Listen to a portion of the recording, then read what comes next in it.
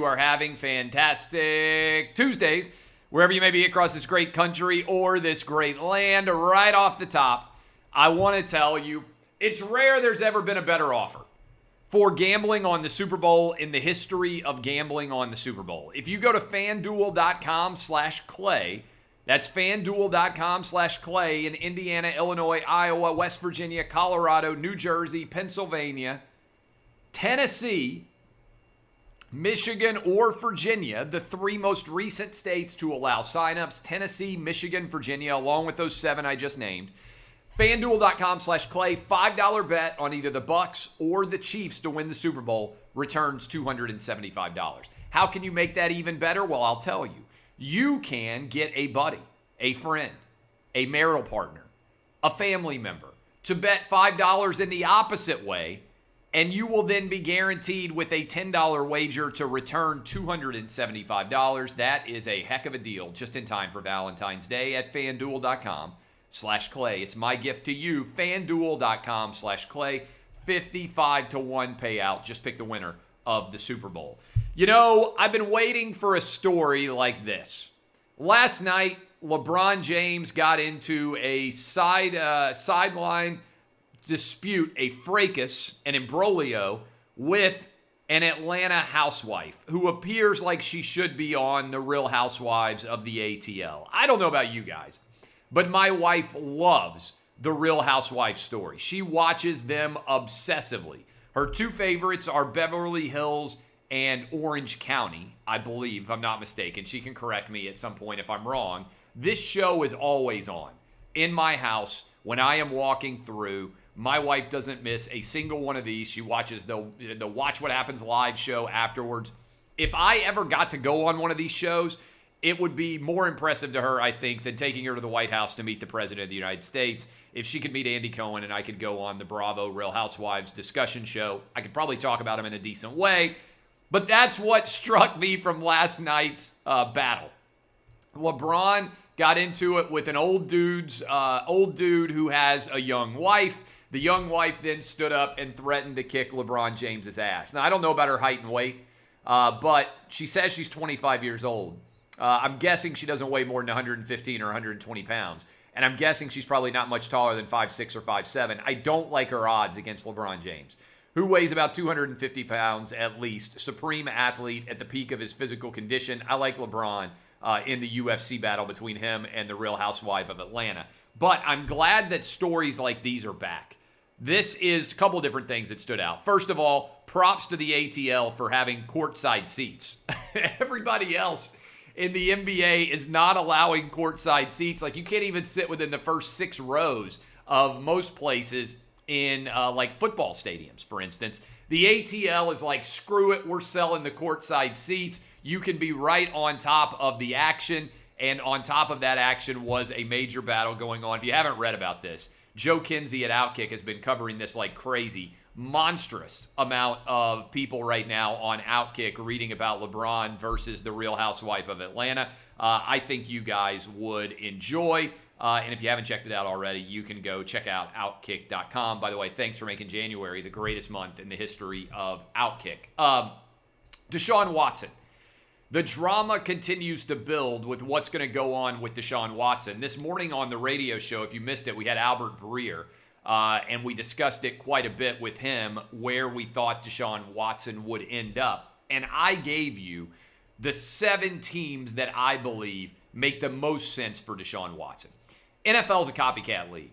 Everybody is trying to find their own version of Tom Brady, a guy who can take a team that might have a losing record or just be around 500 or not really have had the juice to get a title and put them into the Super Bowl. Everybody's looking for their own LeBron. That's why the Rams went and got Matthew Stafford. I think there are 7 teams right now in the NFL that if they were able to get the right quarterback would be capable of making a Super Bowl run. These are not teams that we already know are good. Like the Packers can make a Super Bowl run because they've got Aaron Rodgers.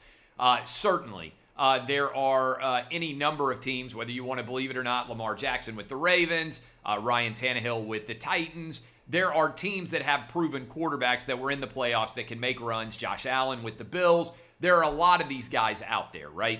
What I am saying is these are teams that were not really close to Super Bowl caliber, that if they suddenly had a top 5 or top 10 quarterback, they could be in the mix. That's who I think should be the most focused on going after Deshaun Watson. So here are those teams in no particular order. The Patriots, the Bears, the Colts, the 49ers, the Dolphins, the Washington football team, and assuming Drew Brees retires, the New Orleans Saints. All 7 of those teams that I just ran through, I believe are a solid quarterback away from having a team that could play in the Super Bowl. Even a first-year quarterback, much like is happening right now with Tom Brady and the Tampa Bay Buccaneers. The Patriots, the Bears, the Colts, the 49ers, the Dolphins, the Washington football team, and the Saints, all of those teams, I believe, would be in good shape if they decided to make a run after Deshaun Watson. Maybe he's worth 2 or 3 first-round draft picks to them because they already have solid teams that could be ready to make a run at the Super Bowl. Again, those teams to me, the Patriots, the Bears, the Colts, the 49ers, the Dolphins, the Washington football team, and the Saints if Drew Brees is electing to retire. Did you see the story? It's a good one. We all need good stories going on in our lives. EA Sports has announced plans today to bring back the NCAA football game that many of you spent your childhoods or your college years or your law school years playing aggressively. And it stopped with NCAA 14. I believe that I am correct that Denard Robinson was the last player on that team. Now, I know some of you, including my kids, download new updated rosters every year. You've continued to update your NCAA 14 games, and those things are a gold mine in and of themselves. But I have long been of the opinion that this is something that makes way too much sense to happen. The players would all love to have this video game. They want the college players. They want their likeness in this game. Take yourself back to when you were a college kid. Is there anything cooler than if you were 18 or 19 years old having your name on a video game? That is one of the coolest things ever. And if EA would pay a couple of $1,000s each to every athlete in order to give them the right to appear in the game, that just seems like a no-brainer to me. I have written about why this game should come back for many years, and I'm excited to have it come back. My kids are going to love it. I'll be honest with you. A lot of them believe, a lot of the young kids do, that Madden, because there's no competition, has become very stagnant. My kids play Madden a lot. They're not very much different than a lot of the other kids out there. They play Madden, they play Minecraft, they play Fortnite. Those are probably the 3 games that my kids play the most right now for video games. But my 10-year-old in particular is a monster college football fan. I know he would be working on developing a franchise and winning at a high level in college football if he had the ability to do it. I think this is fantastic. Congrats to everybody out there who is a sports video game fan on the idea of EA Sports coming back. Super Bowl. Super Bowl guidelines are out, and the CDC is recommending that no one cheer at their Super Bowl parties. If you are happy with the result, the CDC says that you should clap or stomp your feet. I swear to God, this is a real guideline predicated on COVID fears. You should not also share food at your Super Bowl parties. And again, you should clap and stomp your feet instead of saying yes or exulting in any way when your team or your preferred team, gambling-wise, is scoring. Now, look, I'm no great fan of Super Bowl parties in general because I want to watch the game itself, and oftentimes a lot of amateur football fans show up for the Super Bowl, and it makes it difficult to actually just pick up your feet and enjoy the game. The stat that I always find crazy is that 44 million people out there will watch roughly, most recently, the AFC and the NFC championship games. And now you're talking about over 100 million suddenly showing up to watch the Super Bowl. So who are these people that don't care at all about the AFC or the NFC championship games that suddenly parachute in to watch the Super Bowl? Well, they're the people who are going to ruin your average football fan's ability to watch the game. So I always fly back. I've been to 1 Super Bowl in my life. I've been to 9 straight Super Bowl cities. but I have left before they have actually played the Super Bowl every time, except I went with my wife to watch the Super Bowl in New York when the Seahawks played against the Broncos. That's the only Super Bowl I've ever been in person to go watch. And so I understand why people want to go to big parties. I'm not that person. I get on the plane usually on Sunday morning, fly back from wherever the Super Bowl city is, get home, kick my feet up, and watch the Super Bowl by myself or with my kids in my house, nothing else going on.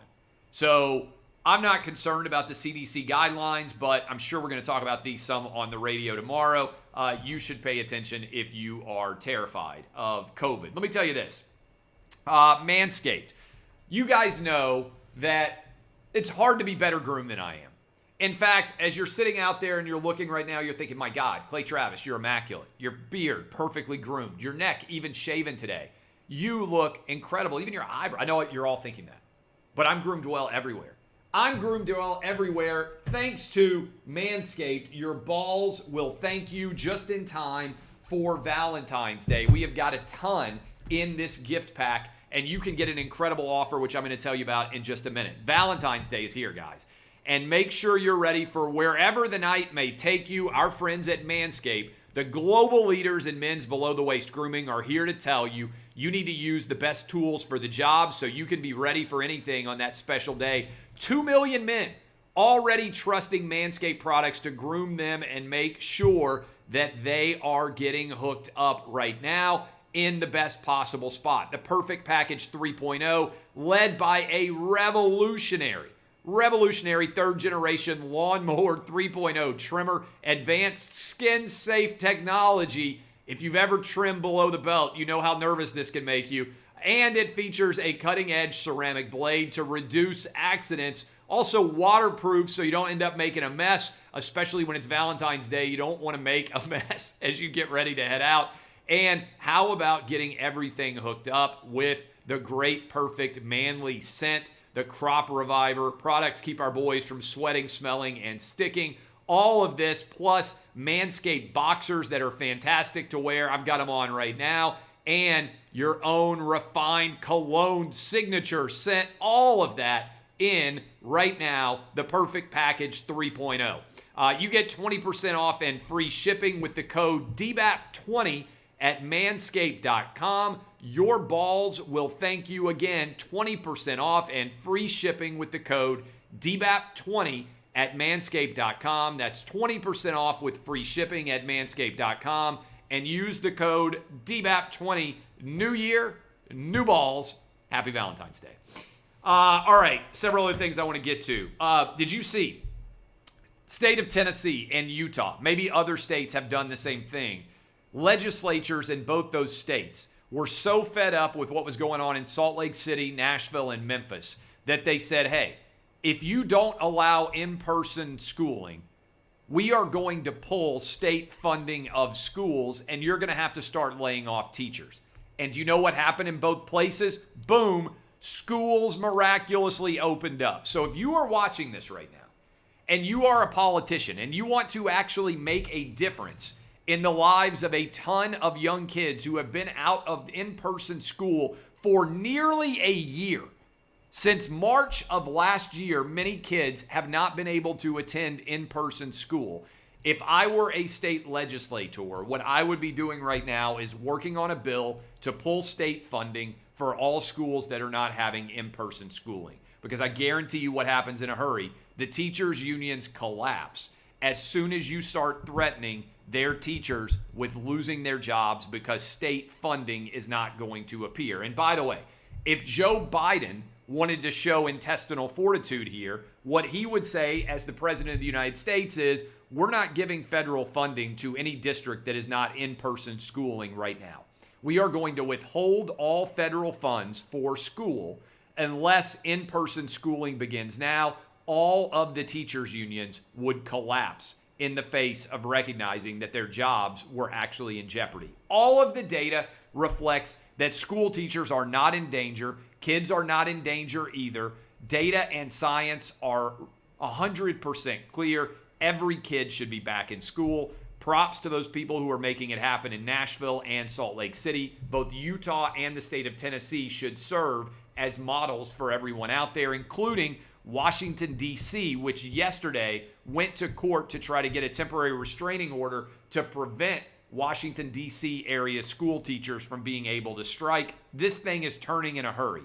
People talk about being on the right and wrong side of history. You are going to be on the wrong side of history if you ever supported schools being shut down in 2020 or 2021, frankly, because the data is clear that was the wrong decision, and we have totally disadvantaged a huge number of kids out there in our community. Speaking of turning out to be on the wrong side of history, Governor Gavin Newsom in California, his approval ratings are tanking as everyone is recognizing that he is the emperor wearing no clothes. There is no legitimate basis to any of his COVID restrictions. Schools remain closed in many different parts, most of California. Indoor dining is allowed, but you can't turn on the television screen. This is kabuki theater at its most ridiculous level. And so, Gavin Newsom now, according to the LA Times, not only in danger of being recalled, but of losing his job as governor as well. I hope it happens, because you need to send messages to governors who did atrocious jobs during COVID, like Gavin Newsom in California and like Andrew Cuomo in New York. The best big state jobs have been done by Ron DeSantis in Florida and by Governor Abbott in the state of Texas. Yet all of the media out there has been ripping Texas and Florida while claiming that New York and California have somehow done a good job.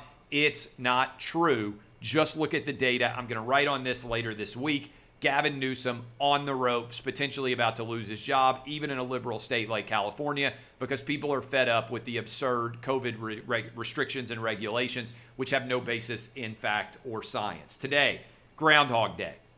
Bad news. According to Punxsutawney Phil, we've got 6 more weeks of winter. Now, I'm ready for a big snowfall. I am your snow czar. Anybody who is familiar with me over the years of doing local radio knows that I was obsessed with what the weather conditions would be, whether or not we were going to get big amounts of snowfall. I've got my fingers crossed that a massive snowfall is going to come to Nashville, where I live, at some point before the winter. I don't want it to come, however, on the day that I'm supposed to fly to Mexico.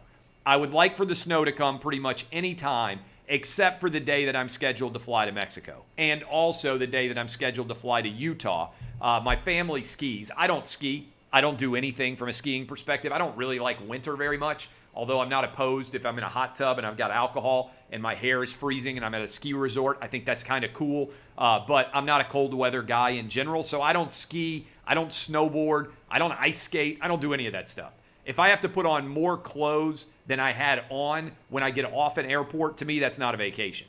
But I'm going to Utah because my kids like to ski and because my wife likes to ski and because, let's be honest, if I could come back as someone else, I want to come back as one of my kids because they have such an incredible life and they don't have to work, and I'm doing all the work and they're going to blow all the money that I'm making. But I don't want it to snow when I'm going to Mexico this month, in a couple of weeks, and I don't want it to snow when I'm going to Utah next month. Other than that, I want an absolute deluge to hit here. And so I hope Punxsutawney Phil is right about 6 more weeks of winter when it comes to actual snowfall. But I'm over what happens in Nashville winters, which is 34 degrees and rain. We lead the nation in Nashville, Tennessee, in the number of days that it is 34 degrees and rains. Never snows. It's always like 34 and rain. So I'm ready for an actual snowfall. Finally, proving that you can never be on the right side of history if you are allied with the far left-wing woke universe. Bernie Sanders, who used to be the patron saint of the woke crowd, he is being criticized in a San Francisco editorial for wearing mittens and a coat to Joe Biden's inauguration. According to the San Francisco newspaper, that is evidence of Bernie Sanders' extreme white male privilege, that he would wear mittens and that he would wear a coat. Let me repeat. If it is cold outside and you go to the inauguration wearing mittens and a coat, that is a sign of your extreme white male privilege. So I want all of you out there. Hold on. I'm about to die.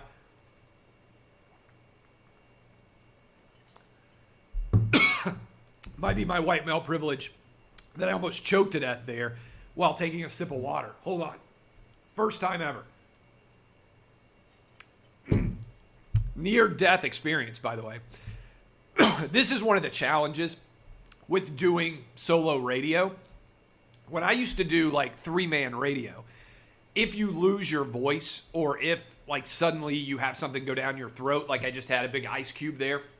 I don't even know how the big ice cube fit through here. I got to stop drinking vodka during these shows. But you don't have anybody else to talk. And so it's just you and you're responsible for it. But what I wanted to tell you was, you should all know that it is an extreme example of white male privilege if it is cold wherever you are and you wear mittens and you wear a big coat. Shame on you. You, like Bernie Sanders, are guilty of extreme white male privilege. You should be ashamed of yourself for being warm. You should have to go outside without a coat, without mittens, and freeze your ass off. I'd just solve all this problem by not going outside ever when it's cold. I love all of you. Go get your bets in. 55-1. All you have to do is go to fanduel.com/Clay. That's fanduel.com/Clay. And you can turn $5 into $275. Just pick the Bucks or just pick the Chiefs. And if you or your partner, your friend, your family member, whoever it is, takes the opposite side, you guys can bet $10. Each of you can take the both teams, the Bucks and the Chiefs, and you're guaranteed for a $275 payday. That's still a 27.5-1 payout. This is an incredible offer. Go get signed up today at fanduel.com/Clay. New opportunities in Virginia, Michigan, and Tennessee, the three most recent states to legalize sports gambling. I appreciate all of you. My name is Clay Travis, DBAP, unless you need to SBAP. This is OutKick the Show.